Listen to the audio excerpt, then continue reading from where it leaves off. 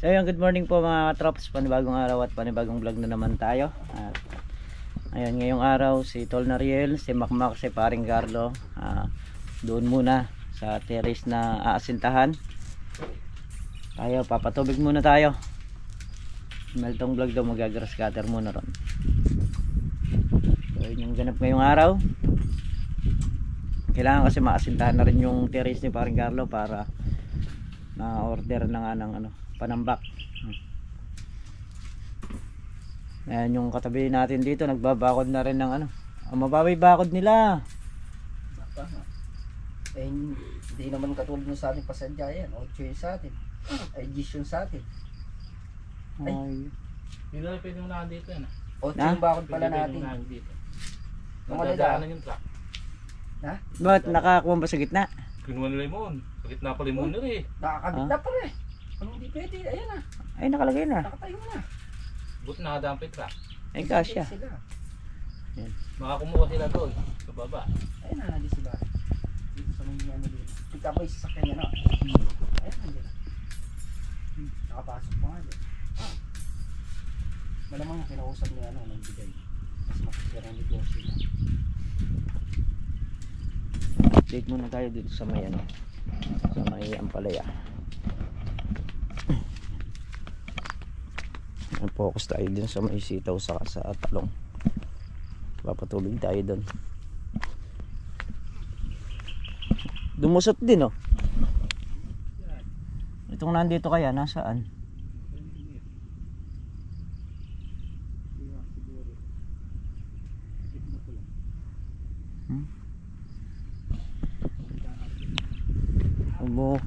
Nasusunod na patubig natin dito mga trops. Pag-usan na natin na kagaya nito. Tapos didiligan na rin natin to ng pataba. Bibili na tayo ng pataba para dito, para sa pampaugat ng halaman.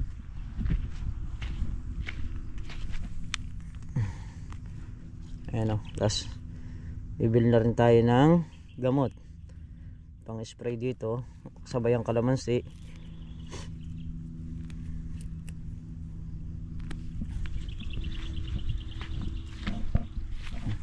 Ayan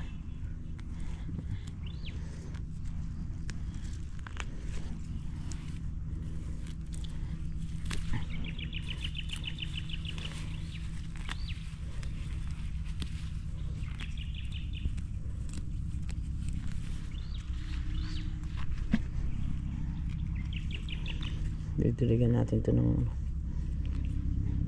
pataba.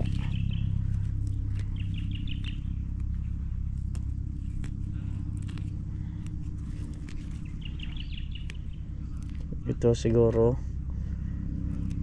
uubos ng 10 kilo sa ugat, tapos mga halos 1 bulto uubusin natin dito.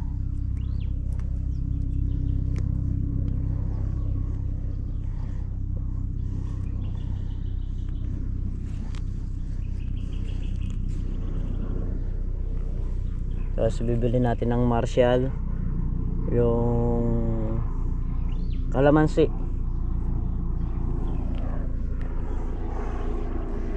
Ganda na itubo.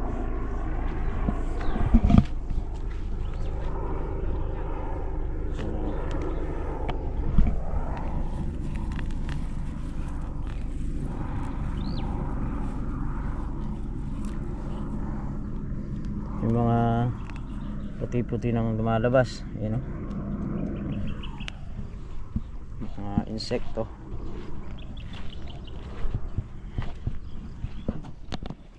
Andar na tayo ng makina. Bumili na tayo ng diesel.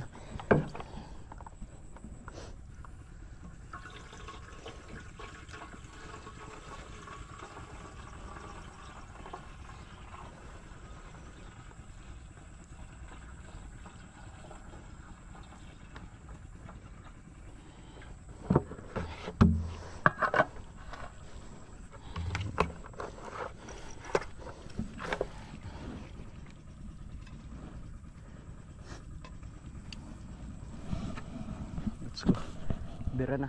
So yun na mga katrops, sumaandar na. Nakatutok na rin dun yun. At mamaya lilipat natin. Yan, ito hindi pa mag grass cutter to, gawa nung nababasa pa. Mag grass cutter muna si Meltong Vlog doon sa pangalawang block. Pero itong block na una na to, naka grass cutter na lahat nung tuyo na pwedeng grass cutterin nga kahapon. O na isang araw ginrass cutter na.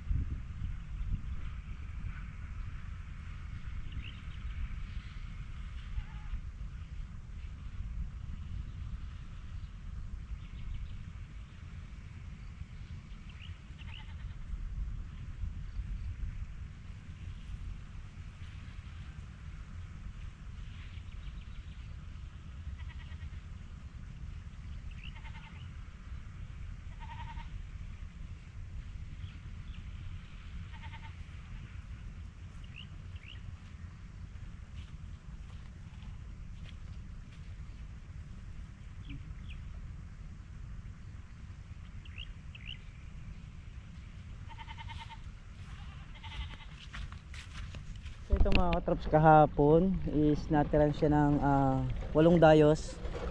So ngayon bali nakakaapat na tayo, pang-apat na tong ating tinututukan. Bali yun na lang, yung banda na yun. Yung nandun, yung katapat nito, nayari na. Ito na lang kalahati pabagsak dito. Kailangan kasi pag nagpapatubig ka, didiskartehan mo rin kung saan yung mataas. Doon mo kailangang ibagsak yung tubig para sasabog na siya.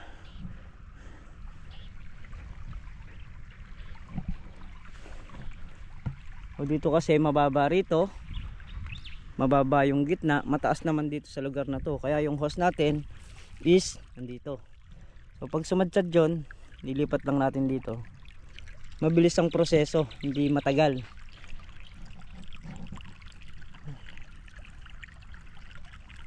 Yung si Meltong Vlog nag grass cutter na sa kalamansi. Tayo nga harapin muna natin tong patubig dito sa may sitaw, saka doon sa may talong. Yung sa talong konti na lang din yung patubigin nun. Siguro mga 4 na dayos doon sa may bandang taas. So ikuha ko muna to. Dahil si Tol Nariel, si Makmak, si Paring Carlo pinagtulong-tulungan na yung kanyang terrace. Kaya nga nang sinabi ko, para makakuha siya kagad ng panambak. At siyempre pangarap din ni Paring Carlo yung kanyang terrace. Matagal na niyang pangarap yon. So ngayon pa lang din niya natupad. dahil nga syempre hindi naman natin masasabi kung kailan talaga magagawa, dahil nga sa budget din, no? Kailangan talaga may budget yan pagka nagpagawa ka. At yun nga yung kinita niya sa Ampalaya, saka di ko alam kung ano pa, basta etc etc, mabubuo na yung terrace ni paring Carlo. At kung saan umabot, dun muna tayo.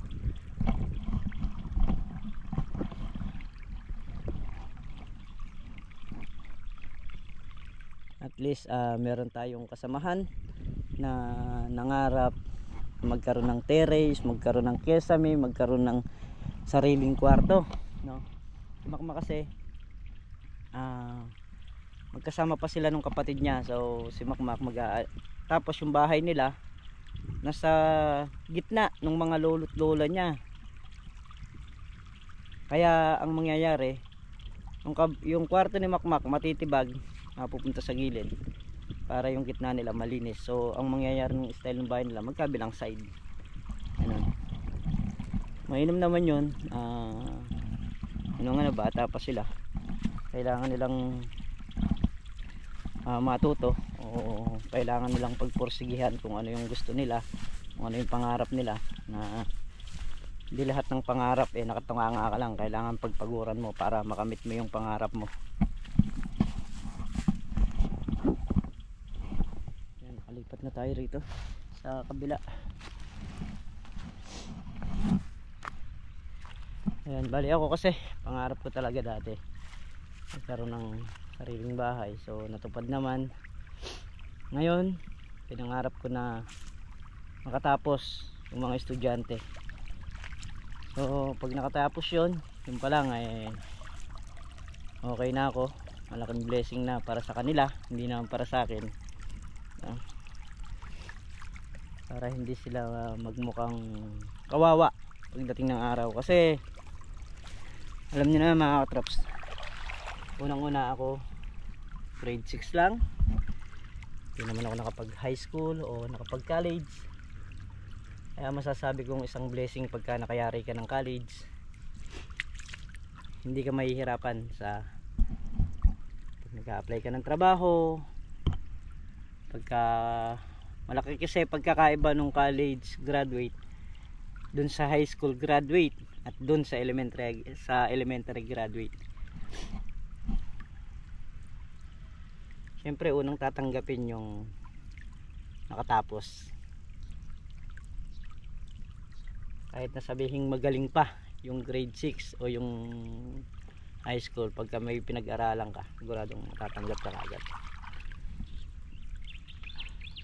So yun lang, basta makatapos lang sila ng pag-aaral, maging okay yung pamumuhay nila, malaking blessing na yun para sa aming mag-asawa. Hindi na nila dadanasin kung ano man yung mga hirap, mga sakripisyo na dinanas namin.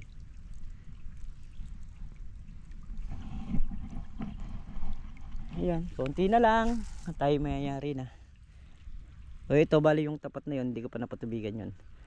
Mamaya na yun, iaharap ko naman dun yung hose. May putulan doon ko naman igagawin. Ayun na, tapos na tayo doon sa sitaw. Ito naman tayo sa may talong. So yan, babagsak ko na ron doon sa may mataas na yun. O ikat ko na rito, putulin ko na rito sa pagkakadugsong nya para maiharap natin ng maayos doon. Ayun na, dyan na tayo sa talong. Kuha lang tayo ng hose na pandugtong para makarating doon.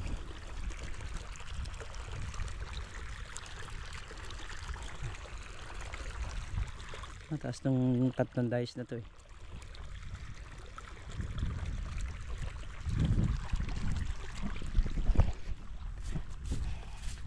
na ating mayari ngayon to, para bukas iba naman yung ating gagawin, iba naman yung ating trabaho. Ayun, dito na tayo, tapos na yung tatlo ron. Bali ito na lang tatlo na to, saka yung dulo. Bitin yung hose natin, obligado tayong kumuha. So ito na lang yan, yung ganyan na lang yung pinapatubigan na yan, diretso na yan. Tayo makakaraos na sa patubigan. Gaya nito pagka grass cutter naman ng mga kalamansi, yun naman mga kalamansi ang tutubigan natin para ma-spray natin. Yung kabilang kalamansi doon, yung mga nausukan ng mga nangakaraang araw, pakita ko sa inyo kung gaano kakapal yung naging bulaklak niya. Pero sa ngayon hindi ko pa kailangan mamulaklak yung kalamansi kasi masisira yung puno. So pagka matanghito na yon, magpapasintad ulit tayo, sasabugan ulit natin ng pataba. Mamaya pakita ko po sa inyo yung bulaklak ng mga kalamansi dun sa kabila. So, kumain nga tayo at pabalik na tayo dun sa ating pinapatubigan para mayari na rin natin.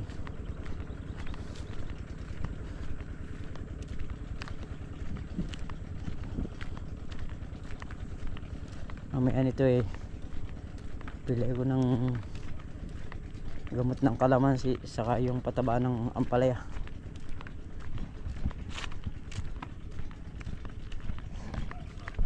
Yung unang ipapataba natin sa ampalaya is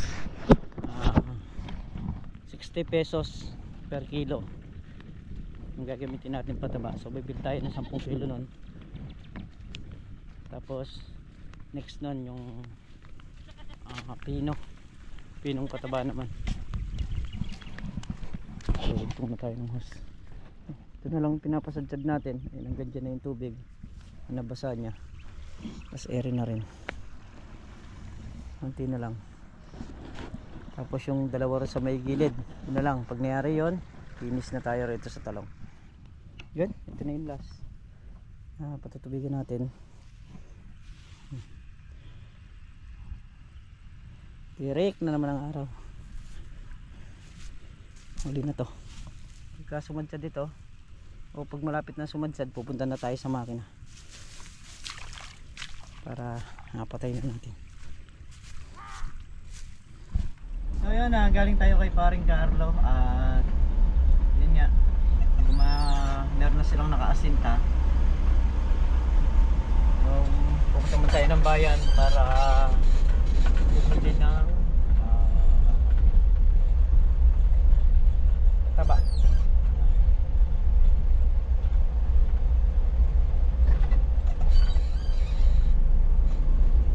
Sila Meltong Vlog naiwan dito sa bukid. Sila muna yung bantay, magtatali-tali muna raw siya. At bukas harapin nga namin yung Sobrang Balag para makapag-start na rin